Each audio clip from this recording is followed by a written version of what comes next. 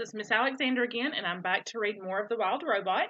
Today we're going to be starting on chapter 42, The Strange Family.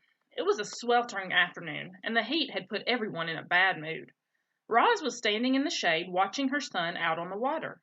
The other goslings were teasing him about something when they suddenly burst into laughter, and Brightbill turned and hurried home with a stormy expression on his face. He stomped into the garden and right past his mother without saying a word. "What is wrong, Brightbill?" said Roz as she followed her son into the nest. "Nothing," he squawked. "Leave me alone." "Tell me what is wrong." "I don't want to talk about it." "Maybe I can help." "Mamma, the other goslings were making fun of me." "What did they say?" "They called you a monster, and then laughed at me for having a monster mother." "They should know by now that I'm not a monster. Would you like me to talk to them?" "No, don't do that. That'll just make things worse." The robot sat next to her son. "Mama, I know you're a robot, but I don't understand what a robot is." "A robot is a machine. I was not born. I was built." "Who built you?" "I do not know. I do not remember being built. My very first memory is waking up on the northern shore of this island." "Were you smaller back then?" asked the gosling. "No, I have always been this size." Roz looked down at her weathered body. "However, I used to be shiny like the surface of the pond. I used to stand straighter than a tree trunk. I used to speak a different language. I have not grown bigger, but I have changed very much." The robot wanted to explain things to her son, but the truth was that she understood very little about herself. It was a mystery how she had come to life on this rocky shore. It was a mystery why her computer brain knew certain things but not others. She tried to answer Brightbill's questions, but her answers only left him more confused. "What do you mean, you're not alive?" squawked Brightbill. "It is true," said Roz. "I am not an animal. I do not eat or breathe. I am not alive." "You move and talk and think, Mama. You're definitely alive." It was impossible for such a young goose to understand technical things like computer brains and batteries and machines. The gosling was much better at understanding natural things, like islands and forests and parents. Parents. The word suddenly left Brightbill feeling uneasy. "You're not my real mother, are you?" "There are many kinds of mothers," said the robot. "Some mothers spend their whole lives caring for their young. Some lay eggs and immediately abandon them.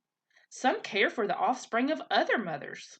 I have tried to act like your mother, but no, I am not your birth mother." "Do you know what happened to my birth mother?"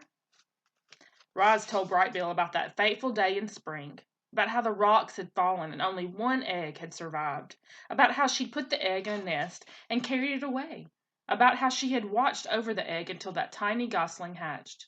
Brightbill listened carefully until she finished. "Should I stop calling you Mom?" said the gosling. "I will still act like your mother, no matter what you call me," said the robot.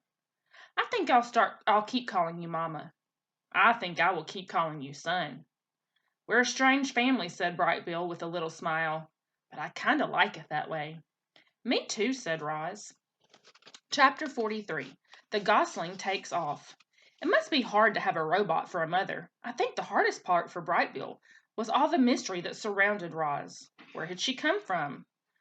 What was it like to be a robot? Would she always be there for him?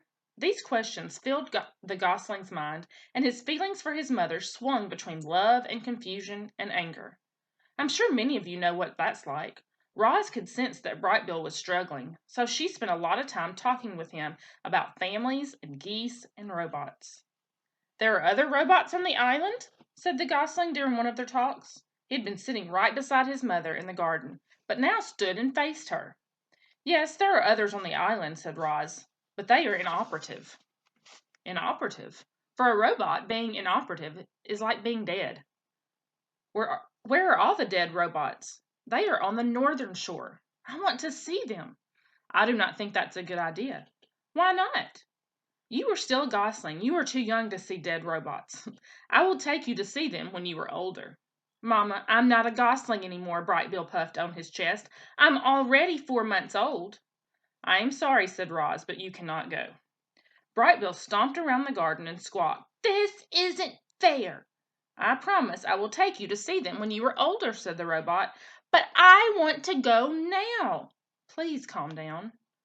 You can't even fly. I could take off right now and you wouldn't even be able to stop me. Roz stood, and her long shadow fell across her son. The gosling could feel his emotions swinging wildly, and for a moment he was actually afraid of his own mother. Without thinking, he sprinted toward the pond, beat his wings, and flew away. There's Brightbill. See, Caleb? This is my son, Caleb. See, there's Brightbill flying away. He's mad. Chapter 44, The Runaway. Your son will be fine, said Loudwing. You know how they are at this age. I do not know, said Roz. Please tell me how they are at this age. Oh, right. Well, Brightbill is growing up fast. It's only natural for an adolescent gosling to be a little moody. He just needs to be alone for a while. You've raised a wonderful son. I know he'll come home soon. Try not to worry. But Roz did worry. At least she worried as much as a robot is capable of worrying. Brightbill had never run away or flown away, and suddenly Roz was computing all the things that could go wrong. A violent storm, a broken wing, a predator. She had to find her son before something bad happened. There was only one place that Brightbill could have gone, the robot gravesite. So Roz galloped northward. She leapt over rocks and ducked under branches and charged through meadows without ever slowing her pace. She raced all the way across the island until she finally stepped onto the sea cliffs above the graveside. And there was Brightbill, perched on the edge, looking at all the robot parts scattered on the shore below. His eyes were wet. Don't be angry, he said to his mother as she walked over. I am not angry, but you should have not flown off like that. You could have gotten hurt. Or worse, I was worried sick. And there's Roz being worried. I'm sorry, Mama. It's okay, said Roz. It's only natural for goslings your age to be a little moody. Mama, I need to understand what you are, and I think it might help to see those other robots.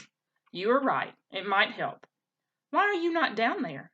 I was about to go, said Brightbill, but I got nervous. I want you to go with me. Okay, let us go down there, said Roz, together. And we will finish the rest tomorrow.